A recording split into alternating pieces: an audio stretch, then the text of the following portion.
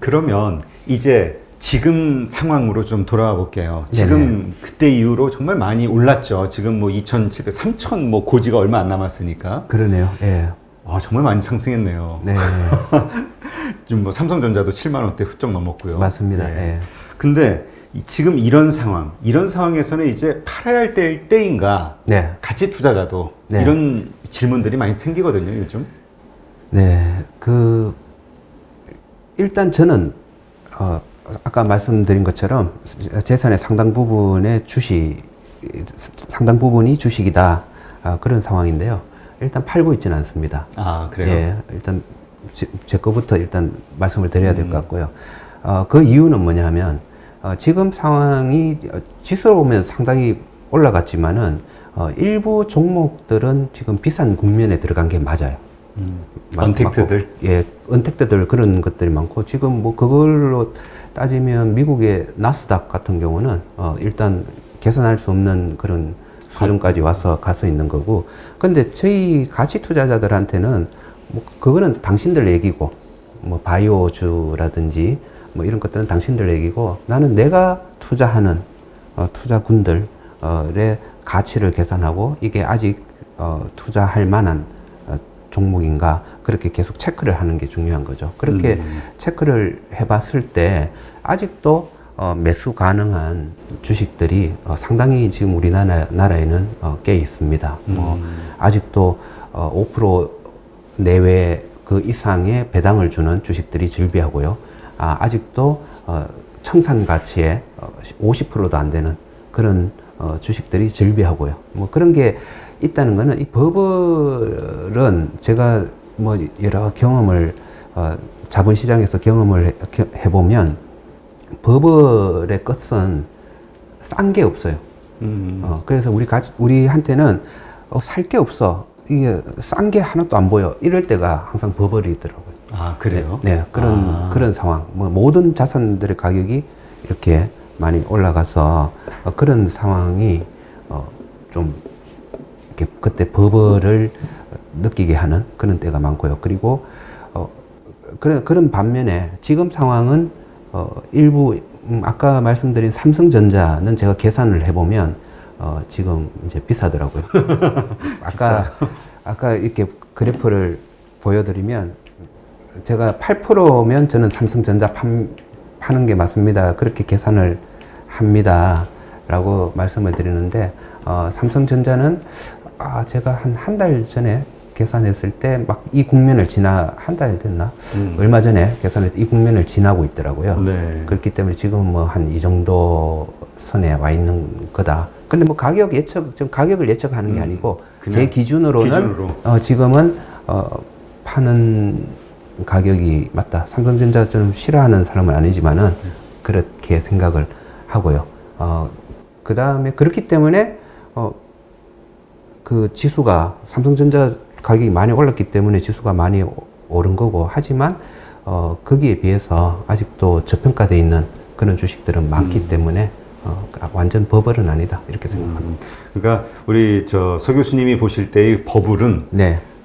정말 싼 주식이 없을 때, 사고 싶은 주식이 없을 때가 버블인 거고 네네. 지금은 그래도 뭐 괜찮은 우량 가치주들이 네. 많기 때문에 버블이 아니라고 보시는 거군요. 네, 그렇죠. 그 버블 중에 상당히 그 유명했던 닷컴 버블. 네. 그죠? 닷컴 버블 때는 그때 그 닷컴 주식들, IT 주식들만 버블을 만들었죠. 네. 그리고 다른 보통 일반 주식들은 상당히 소외를 당해서 워렌 버핏이 욕을 엄청 먹을 그럴 때였잖아요. 그랬죠. 그거는 사실은 닷컴 버블이었지 전체 주식 시장의 버블은 아니었던 거죠. 그래서 그럴 때 그러면 어떡할 것인가? 그럴 때는 닷컴은 난 모르겠고 나머지 저평가되어 있는 주식을 워렌 버핏처럼 그리고 그 당시에 우리나라에도 유명한 가치 투자자 이채원 씨라고 롯데칠성 같은 그런 주식을 뭐 그 버블하고 상관없이 이쪽을 많이 가지고 있었죠. 많이 가지고 있었는데 버블이 꺼지면서 오히려 그런 자산들의 가격이 폭등하는 제 가치를 찾으면서 폭등하는 그런 현상이 있었잖아요. 네. 그래서 저는 이것들이 전부 다 올라서 그게 금융위기 때는 모든 자산 그 주식 가격들이 거의 대부분 다 올랐어요. 그때는 확실한 그 버블의 느낌을 받을 수 있었죠. 2007년, 8년 그 직전.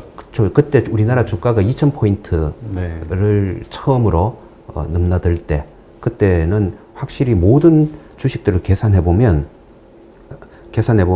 그때 제가 책을 처음 썼거든요. 네. 쓰면서, 그때도 삼성전자를 계산했는데, 삼성전자는 그나마 그때는 버블이 가장 적더라고요. 하지만, 모든 대부분의 자산들이 버블이고, 그리고 그때 당시 채권 금리가 은행 채권 같은 걸 뭐 8%, 후순위채 같은 걸 8%에 살 수가 있는데, 주식 같은 경우는 그 정도 기대 수익률을 내는 주식이 거의 없더라고요. 그런 때는 버블이다. 하지만 지금처럼 일부는 좀 뭐 버블을 이루고 있는 게 있지만은 나머지 아닌 부분들이 많은 이런 상황은 아직 지금이 뭐 꼭지다. 그렇게 얘기하기는 어려울 것 같고요. 이쪽으로 싼 종목으로 다시 돈이 흘러 들어가서 저는 주가가 조금 더 견인될 수 있다. 그렇게 생각은 하고 있습니다. 네. 그러니까 우린 자꾸 종합지가지수 뭐 3,000, 2,700 이거를 자꾸 의미를 두는데 그거보다는 그냥 개별 종목에 집중을 해라. 맞습니다. 이렇게 이해를 하면 되겠네요. 네네.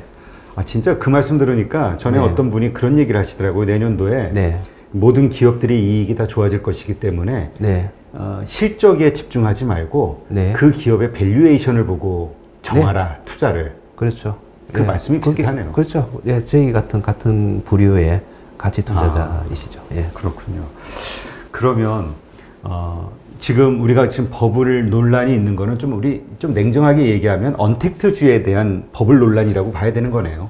좀 그렇죠. 일부 그 섹터들 일부 그 부분이지 모든 지금 주식들이 버블의 상황은 아니다. 예. 그러면 내가 그쪽에 어떤 섹터가 아니라면은 그 가치 투자의 기준으로 뭐 계속 투자하거나 매수하거나 아니면 보유하거나 그걸 또 상대 가치 매매라고 하는데요. 네. 제가 가지고 있는 주식에 뭐 어떤 부분은 오르고 어떤 부분은 잘 많이 안 올랐어. 이러면 이런 것들을 팔고 또 싼 종목으로 교체하는 그런 매매도 가능하고요. 지금 갈아타기. 예. 비싼 종목은 팔고 네. 싼 종목은 다시 사고 하는 그렇죠. 그런 그러니까 그 기대 수익률 목표가 요 정도인데 내가 가지고 있는 주식은 요 정도 올라왔네. 근데 저쪽 비슷한 게 아직 요 장단에 그러면 이게 더 수익률이 높아질 수 있는 거니까 이걸 팔고 요거를 가져간다. 그렇죠. 그런 거를 계속 자기 좋은 포트폴리오를 구성해 놓고요. 그러니까 포트폴리오 안에 있는 그 종목들의 그 싸고 비쌈을 계속 평가를 하면서 비싼 거는 계속 팔아내고 싼 거를 계속 사는 이런 교체 매매를 지속하면 그 포트폴리오는 뭐 시장에 따라서 조금씩 이렇게 뭐 굴곡이 있겠지만은 결과적으로 상당히 좋은 수익률을 낼 수 있다. 그렇게 믿고 있습니다. 네. 이게 보통 우리 그 자산 배분하는 그 투자 할 때 그 리밸런싱 한다고 하는 그런 거하고 좀 비슷하네요. 그렇죠. 그 자산 배분을 하는 것도 사람들이 두 가지, 아까 모멘텀 투자자와 가치 투자자 이렇게 두 가지로 나눠요. 그래서 자산 배분을 하는 사람들 중에 모멘텀 투자가들은 전망을 하죠. 내년도에 경기가 어떻게 되고 GDP가 어떻게 되고 뭐 회복이 이번에 백신 때문에 회복이 되고 뭐 이런 것 때문에 주가가 오를 거야. 금리는 뭐 오를 거야, 내릴 거야. 이렇게 예측을 해서 가격을 예측해서 그래서 주식 비중을 올려, 내려 이렇게 자산 배분을 하는 분들은 모멘텀 투자가들이고요. 지금 이 주식이 나올 수 있는 좀 약간 바텀업이 많아요. 아까 종목을 분석해서 아직 이쪽이 싸고 이쪽이 사고 이게 싼 주식들이 너무 많네. 그러면 당연히 주식 비중이 올라가죠. 이렇게 싼 쪽으로 이렇게 하다 보니 주식 비중이 많이 올라가는 이런 식의 자산 배분은 가치 투자자들의 자산 배분이다. 그렇게 보시면 됩니다. 네, 그렇군요. 그러면 지금 어떻습니까? 이제 많은 분들이 이번 주식 시장에서 그러니까 초기 어려울 때 동학개미라고 해가지고 확 들어왔었잖아요. 그러다 보니까 올해 수익률이 좋았단 말이에요. 초기에 들어온 분들은. 네, 그때 제가 기억이 지금 동학개미 분들 지금 사시는 건 너무 좋고 당연 사는 게 맞고 좀 오래 들고 가셨으면 좋겠습니다. 그런 얘기를 예, 한 기억이 그랬었죠. 있습니다. 예. 그랬는데 왜냐하면 그때 금융위기 때도 조금 몇 조 샀는데 그때는 금방 팔았거든요. 근데 이번에는 지금까지 그래도 계속 많이 버티고 들고 있는 것 같아서 저는 굉장히 좋습니다. 네. 근데 그러한 것들을 본 그 다음 또 이제 소문을 듣고 네. 또 그러한 돈 번 이야기나 아니면 그걸 직접 눈으로 확인하고 네. 들어오는 이제 다음 뒤늦게. 분들이 있죠. 네. 네. 근데 이분들이 네. 전부 기대 수익률이 높은 거예요. 다 50%, 30%씩 막 벌었으니까 나도 네. 주식으로 그렇게 벌었으면 좋겠다라는 기대 심리로 들어와서 네. 그러다 보니까 좀 투자가 조금 리스크한 경우가 좀 많이 있더라고요. 네, 그거는 어떻게 기대 수익률을 갖는 게 올바른 뭐 투자자의 마인드라고 봐야 될까요? 지금 예를 들어서 올해 많이 올랐던 게 테슬라인가요? 테슬라. 네. 테슬라가 주가가 뭐 몇 배가 6배 네, 이상 올랐다고. 오르고 뭐 어떨 때는 또 비트코인이 또 몇천 프로 가기도 하고 어떨 때는 또 바이오 주식이 또 몇 배를 가고 하는 그런 그의 길을 닫아야 됩니다. 그러니까 우리가 어떤 부를 투자를 해서 부를 일구는 거는 나의 목표, 그러니까 나는 어느 정도의 속도로 부를 계속 그 장기간 이거를 쌓아 올리면 어느 정도 부가 된다. 이 목표를 향해서 가야 되는 거지. 옆집에서 몇 프로 뭐 땅 팔아서 수익이 났다. 그거는 신경을 쓰면 저는 오히려 그 돈을 잃는 심리에 빠진다. 그렇게 생각하고요. 예, 그런 심리를 그래서 제가 계속 인문학이라든지 심리학이라든지 사람의 마음, 돈을 잃게 하는 사람의 마음 그거를 굉장히 조심해야 된다. 그렇게 말씀드리는 이유가 그런 데 있습니다. 네. 그래서 지금도 새롭게 주식 시장에 들어오는 거는 저는 옳다고 보고 있고요. 이 우리나라의 자산 그 부의 상당 부분이 너무 지금 부동산 부분에 있기 때문에 주식으로 좀 이동하는 게 맞다고 그렇게 보고 있고요. 하지만 그 이동해서 들어오는 게 지금 한참 뛰어오르고 있는 달리고 있는 그 호랑이에 타지 마시고 지금 아직도 말씀드렸잖아요. 아직도 5% 이상의 배당을 주는 주식들, 아직도 저평가돼 있고 기대 수익률이 그렇기 때문에 높은 주식들 이런 거를 잘 찾아서 그거는 지금까지 보면 꾸물꾸물 조금씩 오르고 있는 주식들이거든요. 네. 예, 그런 주식이 그 옆집 사람보다는 못하지만은 그런 개의치 말고 충분히 그런 데다가 투자를 하는 게 옳다 그렇게 생각을 합니다. 네. 근데 이게 참 그 고수들은 이게 네. 딱 이게 오히려 돈 버는 것이다. 혹은 이게 더 리스크를 줄이면서 장기적으로 큰 수익을 낼 수 있는 방식이다라는 확신을 가지고 계시니까 네. 그렇게 딱 꿋꿋하게 지켜나가는데 네. 이 개미들은 이게 쉽지가 않아요. 네. 샀는데 안 올라. 근데 옆에는 막 오르고 있고 20% 30% 수익 났다 그러고 그러면 막 배 아프잖아요. 그러니까 그냥 팔고서는 딱 샀는데 사는 순간 여기는 내려가고 이건 또 올라가고 이런 일들이 반복이 되는 거죠. 그런데 제가 시간이 경과하면서 계속 지켜보면요. 그런 개미분들의 심리나 그런 투자 행태가 상당히 많이 좋아지고 있습니다. 많이 예전에는 가치 투자는 5%도 안 됐죠. 1% 그렇죠. 뭐 이랬다면 지금은 상당 부분 이제 지금 뭐 저도 이렇게 말씀을 드리고 있고 뭐 존니 대표님 분도 말씀을 드리고 그래서 그런지 조금씩 그 비중이 많이 증가하고 있고요. 요즘 투자 행태는 상당히 많이 괜찮은 분들이 많으시고 그렇지만은 그 과거에 그런 모멘텀 투자를 답습해서 그 돈을 잃는 분들이 계시는데 뭐 좋은 역할 하고 계시잖아요. 그래서 그런 분들한테 그렇게 하지 마시고 가끔은 저기 뭐죠? 네. 잘 오르는 바이오주에 대한 관심도 있을 때가 있어요. 아니 어떻게 네. 아니 저 아는 분이 네. 그 투자했다고 하면서 이렇게 보여주더라고요. 그래가지고 어떤 데길래 이렇게 확신을 갖고 있나 이렇게 보니까 매출액은 뭐 예를 들어서 한 200억인데 네. 매년 적자가 150억씩 적자가 나고 있어. 예. 그래가지고 이 갈수록 적자폭이 커지는 거예요. 또 네. 한 지난 5년간 아니 이거 왜 여기다 투자했냐고. 뭐 재료가 있다는데 어떻게 하겠어요. 네. 그러니까 그런 식으로 생각하는 분들 아니 좀 답답하긴 하지만 네네. 뭐 본인은 또 믿고 있으니까. 네. 그렇죠. 그분은 사실은 예. 도박을 하고 계신 거죠. 그렇죠. 예. 그 가격을 놓고 오를 것인가 내릴 것인가에다가 투자를 하는 거고, 이게 저희가 1,000만 원을 들고 1,000만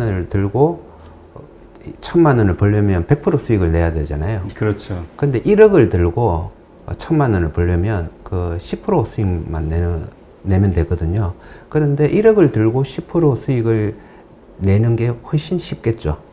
그렇죠. 훨씬 쉽고, 그런 투자, 그런 목표를 향한 투자를 하면 할수록 더 많은, 그만큼 덜 위험한 투자기 때문에 더 많은 재산을 비중을 더 높일 수가 있다. 장기적으로 봤을 때. 장기적으로. 예. 거기서 이제 복리의 마법이 펼쳐지는 거겠죠. 예. 그러니까 일단 지금 투자하시는 분들이 가장 먼저 지금 해야 될 것은 현실적인 자기 기대 수익률. 네. 예, 그거를 설정하는 게 필요하겠네요. 맞습니다. 예. 현실적이고, 너무 과도하지 않은 충분히, 납득할 만한 그런 목표를 설정하는 게, 굉장히 중요하다 생각합니다. 우리 교수님은 어느 정도 목표 수익률을 정하고 계세요? 저는 전체 재산에서는 한 10% 정도고요. 연간? 예. 주식 부분은 한 15% 정도. 고수시니까. 네? 고수시니까 이제 가능하고 일반인들 같은 경우는 그러면 한 어느 정도 잡으면 좋을까요? 저는 10%에서 15% 충분히 그 그래요? 정도 잡을 수 있다고 보고 있고요. 이러한 방식으로 투자를 해도? 네, 충분히 할 수 있고요. 그러면 대략적으로 한번 얘기해 보면, 지금 이제 어떤 데 투자를 제가 하는 걸 좋아하냐 하면, 이런 거예요. 지금 투자하면 배당이 한 5% 나와. 네. 5%, 10,000원인데 500원 정도, 배당금이 나와요. 그런데 제가 생각을 해보면 이 기업의 가치가 증가하고 돈을 계속 벌기 때문에 나중에 한 10년 뒤에는 한 10%의 배당까지도 이 배당금이 올라갈 것 같아. 그럼 평균 한 7% 정도 배당금은 나올 것 같아. 그런 데다가 투자를 많이 해요. 좀 배당이 굉장히 중요하거든요. 네. 그래서 그런 데 투자를 해서 하면 실제로 한 평균 7% 정도 배당을 받는 경우가 상당히 많습니다. 그래서 그런 배당을 받는데 또 그런 그 주식들 같은 경우 한 10년 지나면요. 많이는 안 오르죠. 많이는 안 오르는데 한 2배 정도는 오르는 경우가 많아요. 예, 왜냐하면 계속 돈을 벌고 그렇죠. 자산 가치가 증가하니까 거기에 맞춰서 가격이 오르고 한 2배 정도는 올라요. 그러면 10년에 한 2배 정도 올랐다 하면 그게 계산해 보면 한 7.2% 정도의 복리 수익률이거든요. 네. 그래서 내가 받은 배당 7% 그리고 이 가격이 한 그 정도 속도로 오른 거 한 7% 합치면 한 15% 가까이 되고요. 14.2% 되겠죠. 근데 이 14.2%의 속도는 지금 10,000원을 투자하면 10년 뒤에 14.2%로 10년 동안 투자하면 4배가 돼요. 그 정도의 속도거든요. 그럼 1억이면 4억이 되는 4억이 되는 거죠. 예. 그래서 1억이라는 자산을 조금 전에 제가 말씀드린 배당 어느 정도 나오고 배당이 증가할 것 같고 그런 데다가 투자를 해놓으면 예.